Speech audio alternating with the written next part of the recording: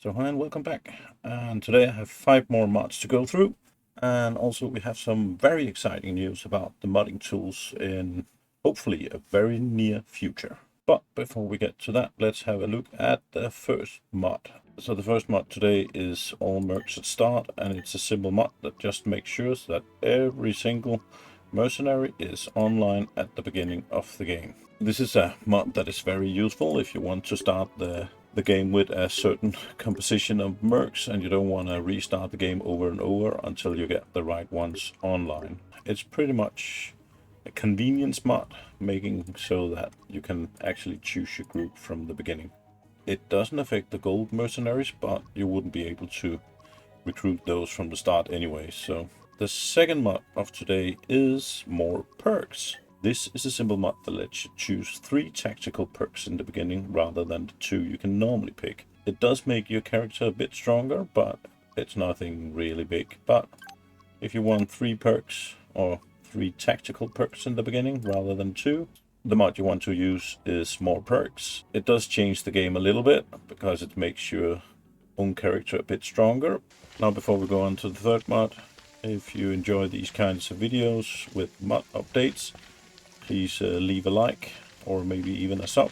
So the third mod we're going to look at is explain moral influences, and this is a mod that won't change anything in game, but it will show what your moral is and why it is as it is. So if you look at Alpha here, he has a wound and that's a -1, and he has a T moral of +1, so he's stable. If we look at Barry, he will have a T moral of +1, that gives him another action point. Now, if we look at Raven, in this case, she has a -1 to guilty, but she does have a +1 for liking Raider, so she is still stable. Tex, she has claustrophobia, that's a -1. He's also guilty, that's a -1. So he has a very low moral, and that's -2 AP. So that's a nice little add-on, just to give you a bit more info on the different mercs and their moral. Now the fourth add-on is actually also something you can see here, and that is the show XP and level. So basically, if you look at Fidel, he is XP level 3, he has 3594 XP, and he will get a level when he gets 4500. Again, not something really game breaking, it's just info to give you more details about your mercenaries.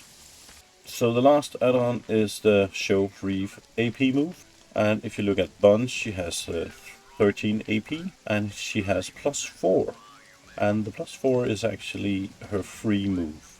So basically, if we move 1, 2, enemies, I'm down, 3, 4, she still have her 13 AP. So this again is just a simple info mod showing you a bit more info on your characters. In this case, it will show you how much free move you actually have before you start using your actual AP. So again, this is just a very nice information mod that'll give you a bit more information on your character, and it will make planning combat a little bit more effective. So these were the 5 mods for this time, and as I said, there's also some news about the modding tools that will be coming soon. According to the devs, we will get a modding tool in patch 1.04. That should hit us in mid-August with some luck. The first part of the mod tools will be based around the ability to make mercs, change weapons, change the UI. Of course, a lot of that has been done already by the mod community, but now there will actually be a mod tool for it.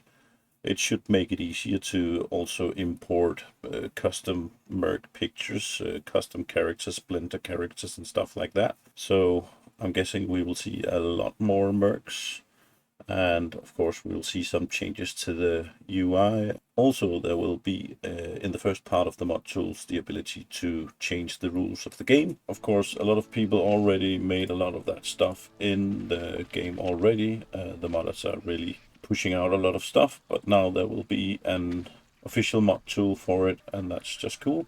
So the second part of the mod tools will come out somewhat later. We don't know exactly when, but this is the big one, because that is the one where the modders will actually be able to edit the maps. So there will be a map editor, but there will also be a campaign editor. So the modders will be able to make new campaigns. But also there will be the ability to make custom scenarios, like a scenario where you have to hold off an attack or stuff like that. So I'm looking forward to both seeing what new campaign and different campaigns the modders can make, but also to see some of the custom maps I'm sure will be made, like a custom map where you have to attack a specific building, or a map where you have to hold off several waves of attackers, and it can be set up in all different ways.